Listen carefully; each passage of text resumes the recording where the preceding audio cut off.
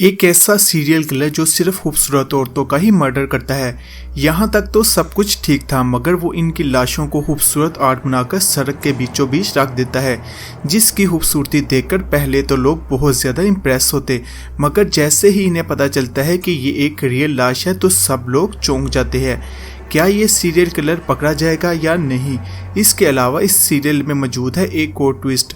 इस serial killer की एक आंख एक सिंगर की होती है, जिसे कभी कभी उस शख्स के विजन्स दिखाई देते हैं और यही हेल्प करता है पुलिस की इसे पकड़ने में। इसके अलावा और भी बहुत कुछ है इस सीरियल में। जानने के लिए चलते हैं फिल्म की डिटेल एक्सप्लेनेशन की तरफ।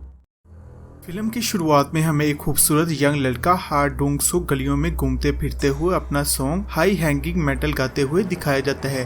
तभी वहां गुंडे टाइप कुछ लोग आते हैं और इसे किडनैप कर अपनी सीक्रेट प्लेस पर ले जाते हैं, जहां पर वो इसकी बॉडी के छोटे छोटे हिस्से करके इसमें से तमाम ऑर्गन्स निकाल लेते हैं।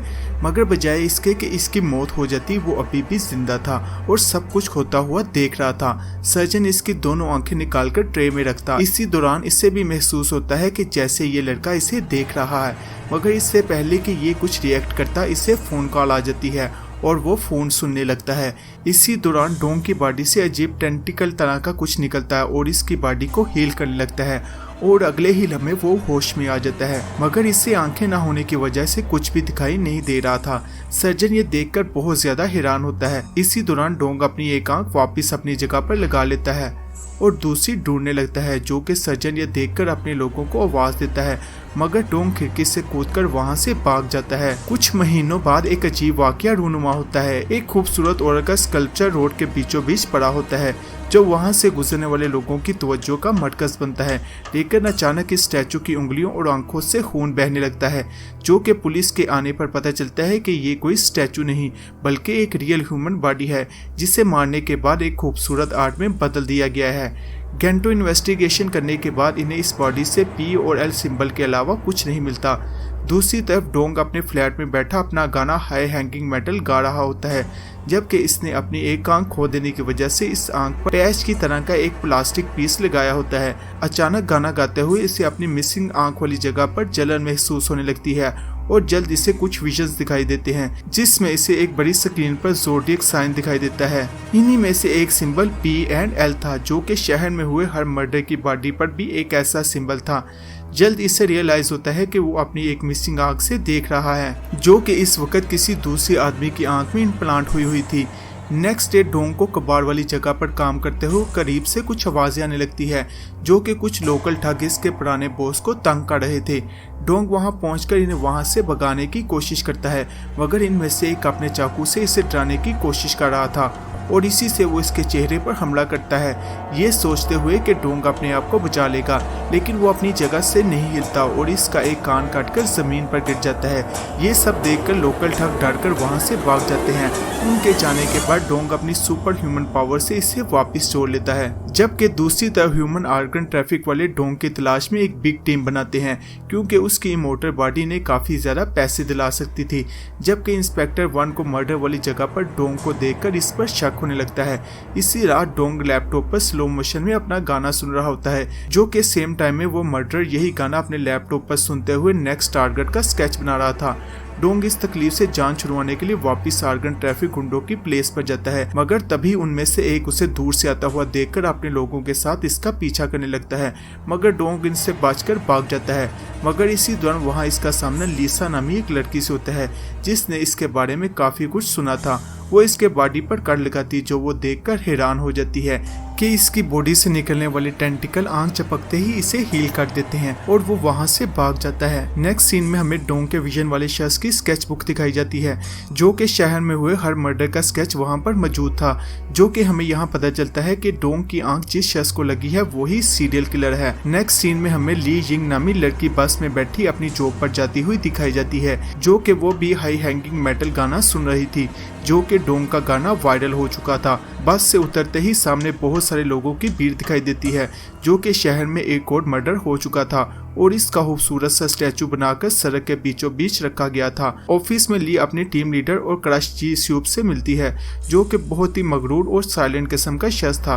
तभी वो इसका मूड ठीक करने के लिए हाई हैंगिंग मेटल गाना लगाती है, जो कि इसके सुनते ही एक बार फिर से ली स्यूक और डोंग की आंखों में पेन होने लगती है। इसी दौरान डोंग को विजन्स में ली और इसकी वर्क प्लेस दिखाई देती है, जो कि हमें यहाँ ये भी पता चलता है कि मर्डर कोई और नहीं बल्कि ली स्यूक ही है, जो कि ये दोनों गाने की आवाज सेम टाइम में सुनने की वजह से कुछ टेलीपैथिक मीन से कनेक्ट हो जाते हैं। रात को डोंग को एक बार फिर से विजन्स दिखाई देते हैं, जिसमें इसे जिन स्यूक की स्केच बुक दिखाई देती है, जिसमें बहुत सारे औरतों के स्केच बने हुए थे। इसी दौरान इसे वहाँ कॉर्प्स आर्ट वर्क दिखाई देता है, जिसे वो इंटरनेट पर सर्च करता है, जिसे वहाँ शहर में हुए तमाम मर्डर की तस्वीरें मिलती है, जो कि वो अब समझ चुका था कि मेरी दूसरी आंख जिसके पास भी है वही शहर में तमाम मर्डर कर रहा है। नेक्स्ट डे वो बिना टाइम ज़ाया किए ली रिंग की वर्क प्लेस पर पहुंचता है, जो देखते ही इसे पहचान लेता है और इससे कल वाले शख्स के बारे में पूछता है, मगर ली को लगता है ये कोई साई है और इसे इग्नोर कर वहां से चली जाती है। डोंग मर्डर के बारे में मजीद जानने के लिए होरोस्कोप स्पेशलिस्ट के पास जाता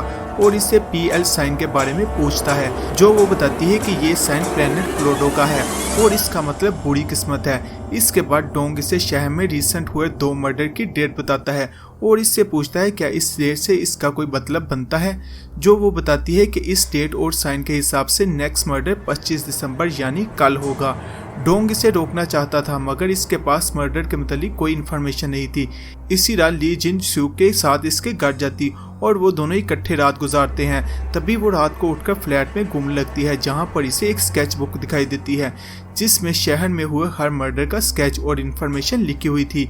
वो जान चुकी थी कि इसका बॉयफ्रेंड ही इन सब का कातिल है। नेक्स्ट मॉर्निंग पुलिस को खेतों में एक बार फिर से मर्डर करके स्टैचू बनी लाश मिलती है। वहीं पर डोंग, आर्गन ट्रैफिक वाले और इंस्पेक्टर जेंग वोंग भी होते हैं। इसी दौरान ट्रैफिकिंग वाले और इंस्पेक्टर जेंग डोंग को देख लेते हैं और इसे पकड़ने के लिए भागते हैं, मगर गुंडे इसे पहले पकड़ लेते। मगर इसी दौरान उस दिन वाली लड़की लिसा वहां आ जाती है और इन्हें हथकन से बेहोश करके डोंग को अपने साथ सेफ प्लेस पर ले जाती है और प्रॉपर तरीके से अपना इंट्रोडक्शन करवाती है, जो वो एक नावलिस्ट है जो कनेक्ट नामी सुपर ह्यूमन बेस्ड नावल लिख रही थी, जो कि बिल्कुल इस सीरियल की स्टोरी थी।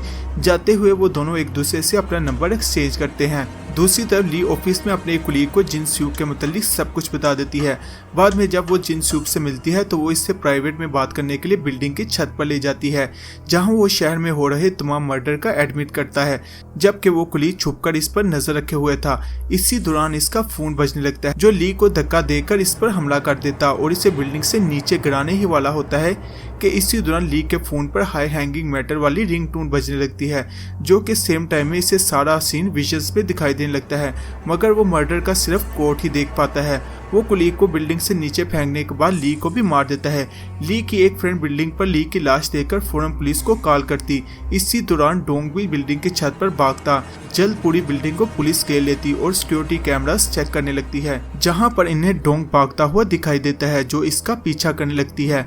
इसी दौरान डोंग को उसी कोट वाला शख्स नजर आता है और वो इसके पीछे वॉशरूम में जाता है और इसका चेहरा देखने की कोशिश करता है, मगर इसी दौरान सिक्योरिटी वाले इसे गिरफ्तार कर लेते हैं। वो चिल्लाता रहता है कि मर्डर वॉशरूम में है, मगर कोई भी इसकी बात नहीं मानता।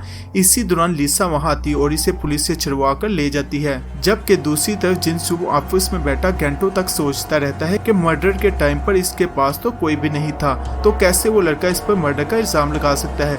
इसी दौरान से फिर से वो गाने की आवाज आती है और इसकी आंख दर्द करने लगती है, जो कि अब इसे समझ आ गया था कि मेरी दूसरी आंख जिस शख्स की भी है वो मेरी तमाम मूवमेंट को देख सकता है। दूसरी तरफ डोंग लिसा को अपने साथ घर ले जाता है, जहां पर वो इसे अपने मुतालिक सब कुछ बचपन से लेकर अब तक बताता है कि इसकी इस सुपर पावर की वजह से लोग इसे मॉन्स्टर कहते थे, इसलिए मेरे माता पिता ने मुझे घर से निकाल दिया और इसको किडनैप करने वाले, आंख निकालना और मर्डर के तमाम विजन्स के मुतालिक और इसके नेक्स्ट टारगेट के मुताबिक जो कि इसने विजन्स में देख रखे थे।